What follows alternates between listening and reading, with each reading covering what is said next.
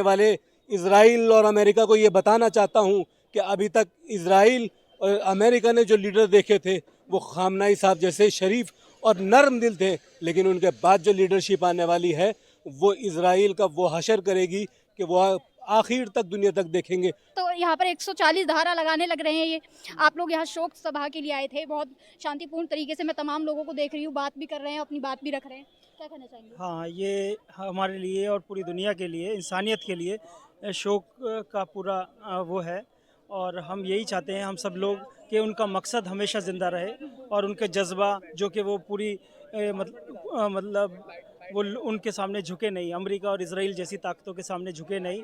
यही हमारा भी मकसद यही है कि लोगों को ये दिखाना कि आज भी इंसानियत ज़िंदा है, जैसे उन्होंने अपनी शहादत दी और सिर नहीं झुकाया, है ना। इसीलिए इंसानियत की आखिर में हमेशा जीत ही होगी और हम इस मकसद को कायम करने के लिए ही यहाँ आए हैं और हमेशा यहाँ रहेंगे। रमज़ान का पाक महीना चल रहा है और ऐसे में ये खबर आती है कि आयतुल्लाह खामनेई जो एक बिल्कुल दीवार की तरह खड़े हुए थे, अपनी जनता को बचाने के लिए खड़े हुए थे, आज शहादत हो गई। क्या कहना चाहेंगे? देखिए, हमारे एक लफ्ज़ कहा जाता है कि इज्जत की मौत जिल्लत की ज़िंदगी से बेहतर है।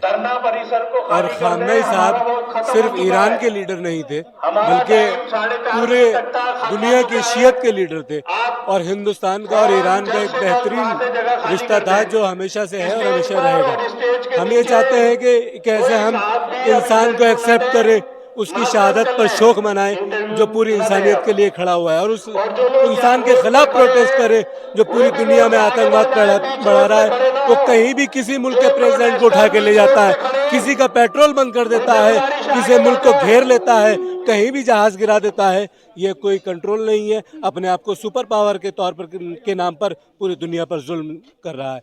हम ऐसे ट्रम्प जैसे लीडर को नहीं चाहते जो पूरी दुनिया की इंसानियत के खिलाफ है। ट्रंप और नेतन्याहू ने अपनी ताकत जो है यहाँ साबित कर दी है। वो ये मैसेज देना चाह रहा है कि हमने जिस तरीके से खामनेई को, उनकी तरफ से तो ये बोला जा रहा है कि हमने खामनेई को मार दिया है, लेकिन हम यहाँ मुसलमान शहीदी का नाम दे रहे हैं, तो वो अपनी ताकत दिखा रहा है, कह रहा है कि हमने ये मैसेज दे दिया है। देखिए, नेतन्याहू ने खुद कहा कि मैं 500 फीट नीचे बैठा हूँ, ठीक है, लेकिन खामनेई साहब ने जिस टाइम वो शहीद हुए हैं वो अपने घर में बैठे हुए थे, अपनी फैमिली के साथ थे, किसी बंकर में नहीं थे। वो बंकर में होते तो उन्हें कोई शहीद नहीं कर सकता था।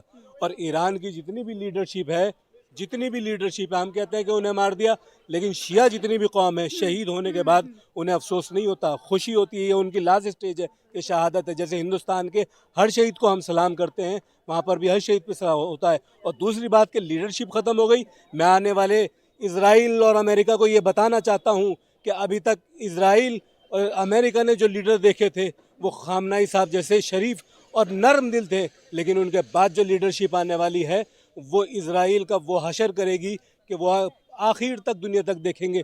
जिन्होंने फ़िलिस्तीन के बच्चों को 50-50 हज़ार बच्चे मारे गए, एक एक बम से 100-100 फीट तक बच्चों की लाशें उछल रही थी, वो इजराइल आज ईरान में स्कूलों पर हमले कर रहा है।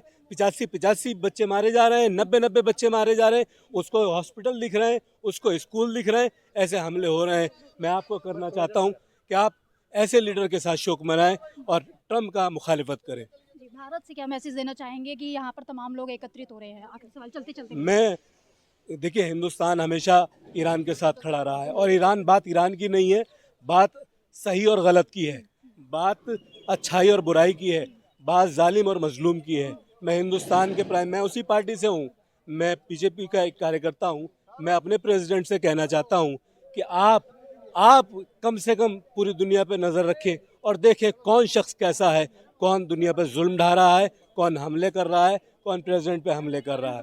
भाजपा के कार्यकर्ता होते हुए आप यहाँ शामिल हुए हैं, तो आपको भी देशद्रोही का नाम ना दे दिया जाए? नहीं, देखिए ऐसा है, मेरी ये कॉल जो थी ये मेरी कौम की तरफ से थी।